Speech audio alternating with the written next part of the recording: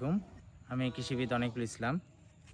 আজকে আমি আসছি একটা তরমুজ খেতে। এটা অফ সিজনাল তরমুজ।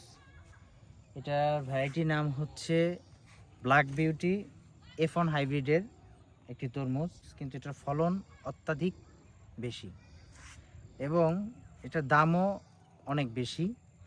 এবং এটা যে পরিমাণে ধরে একটু দেখান, একটু ভিতরে আসেন। তরমুজের বাইরে কোনো কিছুই দেখা যাচ্ছে না। একটা মাচাতে হাজার হাজার তরমুজ, এবং এটা সাইজও মোটামুটি 3 থেকে 5 কেজি পর্যন্ত হয় এবং অত্যাধিক সুস্বাদু।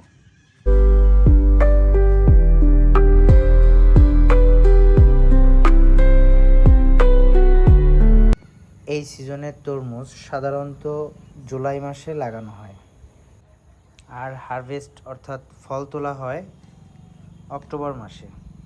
এটা সাধারণত বেলে দোআঁশ মাটিতে ভালো হয়, দোআঁশ মাটিতেও হয়।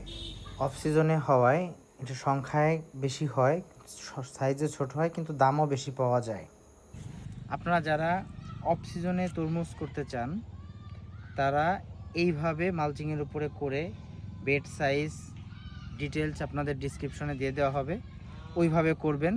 তাহলে আশা করি অফ সিজনের তরমুজে যদি ঠিকঠাক মতো করতে পারবেন অনেক লাভবান হবেন।